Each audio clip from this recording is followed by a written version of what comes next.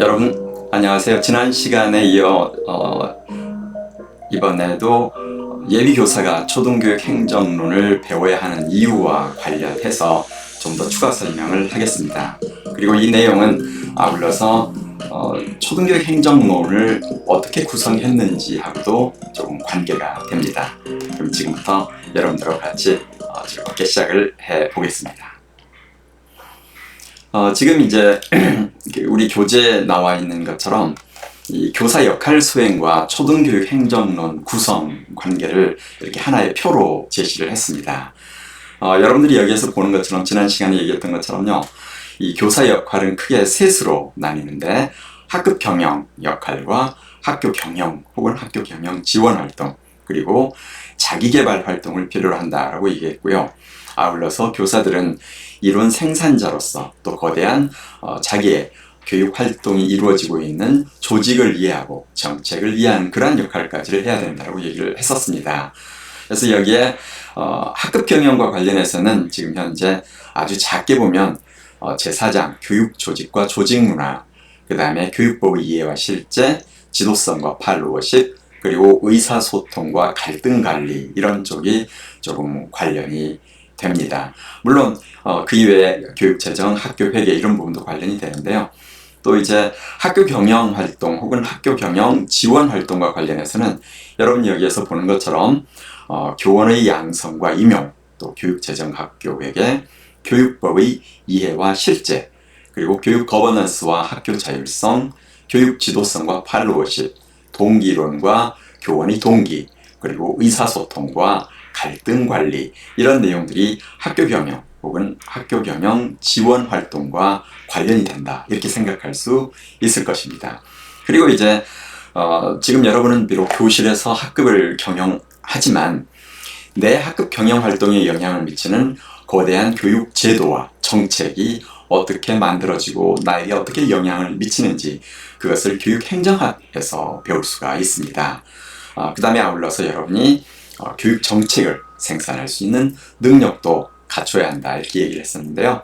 여기에 있는 것처럼 교육행정의 개념과 구조, 그 다음에 교육행정의 이해, 교육정책과 학교 변화, 그리고 교육조직과 조직문화, 그 다음에 학교교육제도와 학사행정, 교육법 이해와 실제, 교육 거버넌스, 학교 자율성, 이런 부분들이 여러분들이 거대한 교육 조직과 행정 조직을 이해하고 교육 정책을 이해하면서 거기에서 학급을 경영하는 아이디어를 얻을 수가 있을 것입니다.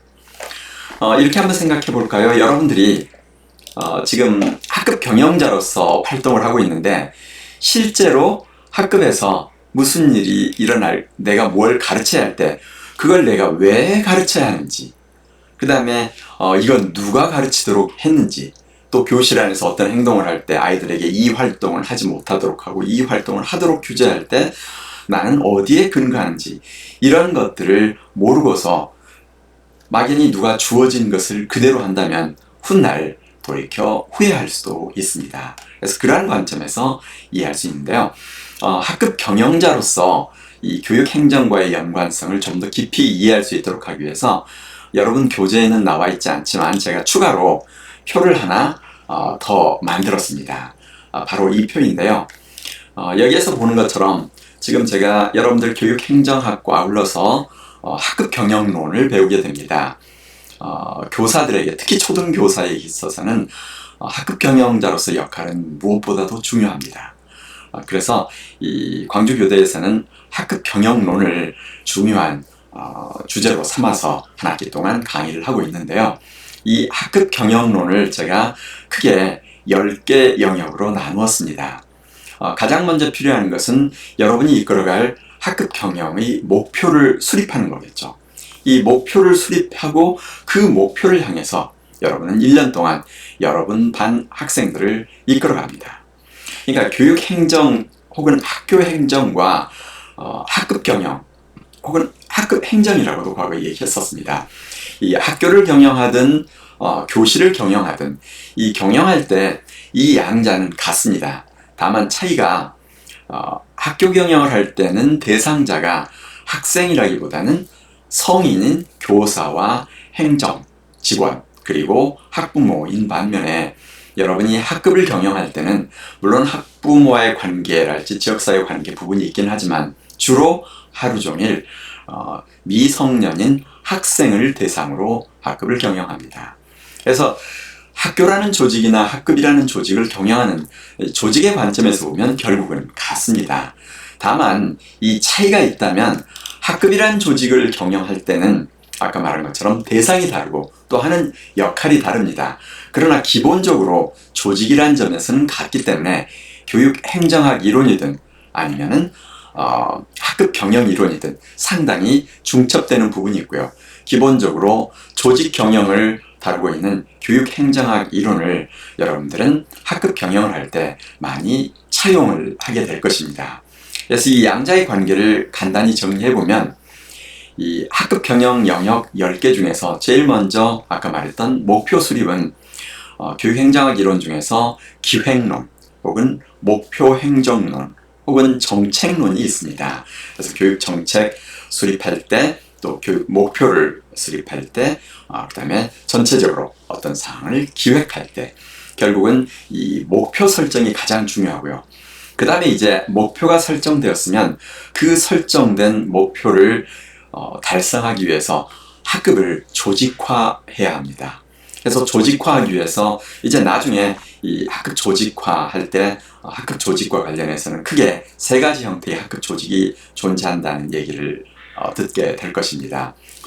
수업을 위한 조직이 있고요. 이게 이제 모둠 활동이 있고요. 학급의 학급 경영을 위한 공식 조직이 있죠. 임원 조직이 있습니다. 그 다음에 학급의 단순한 업무 처리를 위한 1인 인력할 조직도 존재합니다. 이렇게 조직화할 때 영향을 미치는, 그다음에 우리가 참고할 수 있는 교육행정학의 이론이 바로 조직이론 그리고 인사행정론 중에서 일부입니다. 이러한 기초 이론을 바탕으로 해서 여러분들이 조직을 보다 성공적으로 이끌어갈 수 있는 학급 조직을 만들 수 있게 될 것입니다. 다음으로 이제 조직화가 됐으면 교실의 환경 구성이 필요하겠죠. 그래서 이 환경은 교육행정학 중에 교육시설행정이라는 게 있습니다. 그리고 환경은 실은 학생들과의 관계 속에서 교육의 자료이기도 하지만 또 나와 우리 학급과 세상이 소통하는 장이기도 하기 때문에 홍보행정론도 참고할 수가 있습니다. 네 번째로는 이제 여러분들 목표를 세웠고 조직을 만들었고 그 안에 물리적 조건을 갖추었으면 물론 교실 환경에는 심리적 환경도 들어가긴 합니다. 갖추었으면 그 다음에 이제 법을 만들어야 합니다. 어떤 조직이나 법에 의해서 움직여 가잖아요. 그래서 교실의 법을 규칙과 행동수칙이라는 영역으로 나눴습니다. 그래서 교실에 필요한 규칙과 행동수칙을 만들려면 기본적으로 교육법에 대한 이해를 필요로 합니다. 그리고 이제 이러한 규칙과 행동수칙은 결국 우리 학생들을 바람직한 행동을 하도록 유도하는 것이기 때문에 동기이론에 대한 이해가 필요하겠죠. 조직 내 인간과 개인에 대한 동기이론은 좀 차이가 있습니다. 이제 그 다음에 이러한 여건들이 갖추어지고 나면 드디어 이제 우리가 학급 내에서 수없이 많은 문제 행동이 발생하고요. 또 학급 내에서 다양한 또 우리가 생각하는 바람직한 행동을 하도록 이끌어 가야 되는 게 있는데 이것을 행동 경영이라고 합니다. Behavior Management를 제가 그렇게 번역을 했습니다. 이 행동 경영은 단순하게 그 심리학이나 상담에서 하는 거하고는 좀 차이가 있습니다. 학급 경영자로서 여러분은 이제 학급 경영 전반적인 영역 속에서 이런 활동을 해가게 될 것입니다. 그래서 여기에 행동 경영에 필요한 것은 여러분이 다른 과목에서 배우는 심리학적 이론도 들어가지만 여기서 배우는 교육행정에서의 조직 내에서 개인의 의사소통, 또 갈등 이론, 동기 이론 이러한 것들을 영향을 받게 됩니다. 그 다음에 이제 영향을 받는 것이 바로 학부모와 지역사회의 관계입니다. 이 학부모의 지역사회 관계는 여러분이 학급 내에서 학급을 경영할 때 단순하게 학생들만을 대상으로 하지는 않습니다.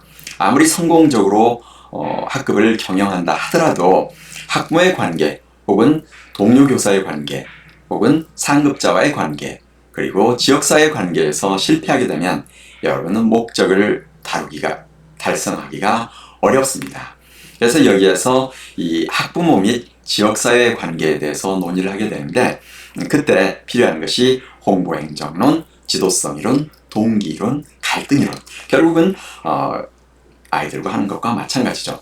순서가 조금 바뀌었네요. 제가 수업 경영이 이제 그 다음에 행동 경영 다음에 중요한 것이 수업 경영입니다.